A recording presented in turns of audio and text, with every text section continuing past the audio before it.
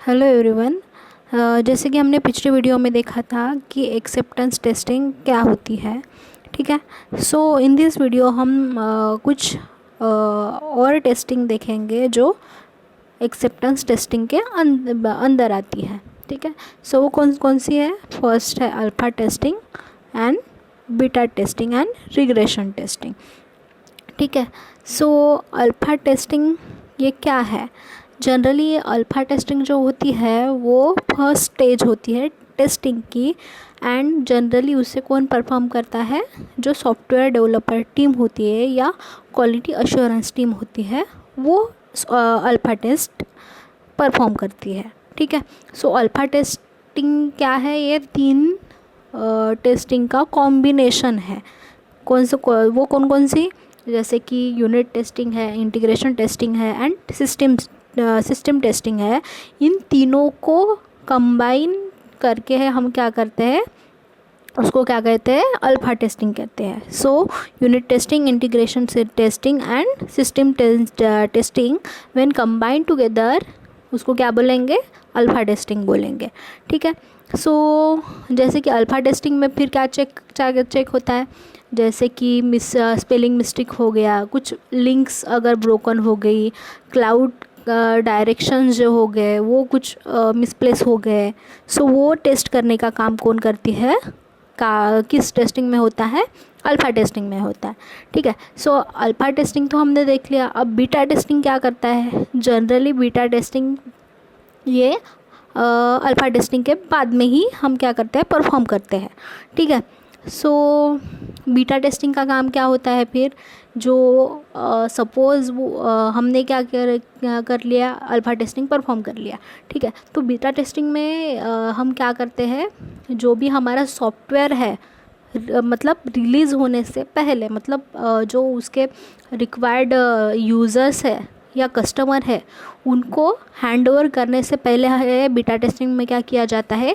एक कुछ जो यूज़र है, मतलब एक एक्चुअल यूज़र नहीं है, जस्ट रॉ यूज़र कह सकते हैं, जिसको हमने क्या करने के लिए दिया है? ये जो सॉफ्टवेयर है वो यूज़ करने के लिए दिया है ताकि हमें उनसे फीडबैक मिल सके कि ये सॉफ्टवेयर जो हमने बनाया है वो प्रॉपरली वर्क हो रहा है क्या, इसमें कुछ प्रॉब्लम्स है क्या।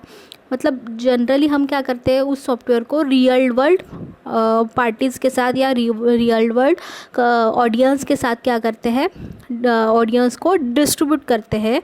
और अगर उसमें कुछ क्या है, गड़बड़ है या कुछ प्रॉब्लम है तो वो कैसे मालूम होगा हमें?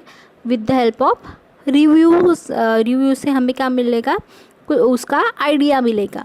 अब वो रिव्यू आने के बाद फिर बीटा टेस्टिंग में क्या किया जाता है? उस पर काम किया जाता है और बाद में जो रियल ऑडियंस है या जो रियल कस्टमर है उनको वो सब फिक्स करके हैंड ओवर किया जाता है। जैसे कि मैं एक एग्ज़ाम्पल देती हूँ। जैसे कि आपने बहुत बार देखा होगा कि जब हम नेट सर्फिंग वगैरह करते हैं तो कुछ मतलब एप्लीकेशन या कुछ सॉफ्टवेयर है वो कुछ देर के लिए हमें यूज़ करने के लिए मिलता है। अगर हम सपोज़ एक कंसिडर कीजिए एक गेम है। ठीक है। सो एक गेम का सॉफ्टवेयर हमें कुछ मतलब कुछ वक्त के लिए क्या मिलता है? फ्री के लिए यूज़ करने के लिए मिलता है। ठीक है। और आप आफ्टर यूजिंग दिस सॉफ्टवेयर वो क्या कहते हैं? हमको फीडबैक के बारे में पूछते हैं। सो हम क्या करते हैं? जो भी उसमें प्रॉब्लम है वो उसको क्या करते हैं? बताते हैं या उसमें रिव्यू में लिखते हैं। ठीक है। वो आप और रिव्यू में लिखने के बाद हम क्या करते हैं? सबमिट करते हैं।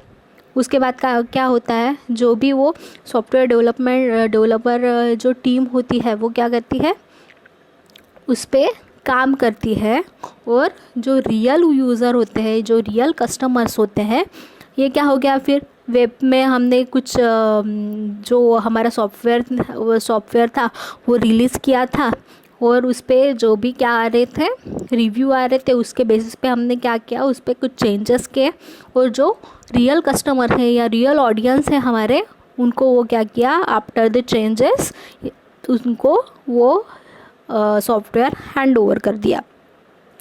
सो इससे क्या होगा, हमारा मतलब एक्यूरेसी बढ़ जाएंगी। अगर इतने सारे रिव्यू आ गए तो इसका मतलब उसमें कुछ गड़बड़ हो, मतलब उस सॉफ्टवेयर में कुछ गड़बड़ है, इसीलिए इतने सारे फीडबैक आ गए हमको, ठीक है। तो उस फीडबैक के बेसिस पे हम क्या करते हैं, उस पर बीटा टेस्टिंग परफॉर्म करते हैं, मतलब उस पर जो भी एरर है वो सॉर्ट आउट करते हैं और रियल या कस्टमर को हैंड ओवर करते हैं। देन है रिग्रेशन टेस्टिंग। सो रिग्रेशन टेस्टिंग ये क्या होता है वो देखेंगे। जैसे कि सॉफ्टवेयर एप्लीकेशन हम क्या करते हैं, सपोज़ सॉफ्टवेयर एप्लीकेशन जैसे कि हमने बीटा टेस्टिंग में क्या किया, एक रियल वर्ल्ड में हमने रियल वर्ल्ड कस्टमर को हमने क्या दिया, सॉफ्टवेयर यूज़ करने के लिए दिया, ठीक है। After using this software customer क्या कर रहे हैं, हमको रिव्यू सेंड कर रहे हैं। वो रिव्यू के बेसिस पे हम क्या कर रहे हैं, कुछ चेंजेस कर रहे हैं, ठीक है। अगर हमने कुछ चेंज किया मतलब उसका डायरेक्टली इम्पैक्ट किस पे हो सकता है, जो सॉफ्टवेयर के बाकी के एप्लीकेशंस हैं उस पर डायरेक्टली ये क्या हो सकता है, उसका इम्पैक्ट हो सकता है और उसके वजह से क्या आ सकते हैं, मल्टीपल एरर्स जनरेट हो सकते हैं। सो रिग्रेशन टेस्टिंग ये क्या करने का काम करता है, जो भी चेंजेस आ रहे हैं उसका जो भी इम्पैक्ट है वो दूसरे एप्लीकेशन पे ना पड़े, इसके लिए हम क्या करते हैं, रिग्रेशन टेस्टिंग का यूज़ करते हैं। सो जनरली क्या रिग्रेशन टेस्टिंग के कुछ इम्पॉर्टेंट रीजंस है करने के पीछे। सो फर्स्ट कौन सा है, वो गैप को मिनिमाइज़ करती है और एप्लीकेशन अगर कुछ कारणों से चेंज भी हो गया सो उस पर क्या करती है, फिर से टेस्टिंग परफॉर्म करती है और जो भी चेंजेस की वजह से कुछ फॉल्ट जनरेट हो रहे होंगे उसको रिमूव करने का काम करती है। और क्या करते हैं, second point, the testing the new changes to verify that changes made did not affect any other areas of application. क्या इंश्योर करने का काम करती है, जो भी हमने टेस्टिंग की वजह से जो भी कुछ न्यू चेंजेस आ रहे हैं उसके वजह से दूसरे एप्लीकेशन पे उसका अफेक्ट ना हो, ये अश्योर करने का काम करती है। मिटिगेट करती है रिस्क को, पॉइंट आउट करती है, क्या करती है, रिस्क को। और क्या करती है, टेस्ट का कवरेज इंक्रीज़ करती है और इंक्रीज स्पीड, क्या करती है, स्पीड भी इंक्रीज़ करती है। सो ये सारे रीजंस है रिग्रेशन टेस्टिंग परफॉर्म करने के पीछे। So we have complete second unit. In next video हम देखेंगे नेक्स्ट यूनिट, ठीक है। So till then bye.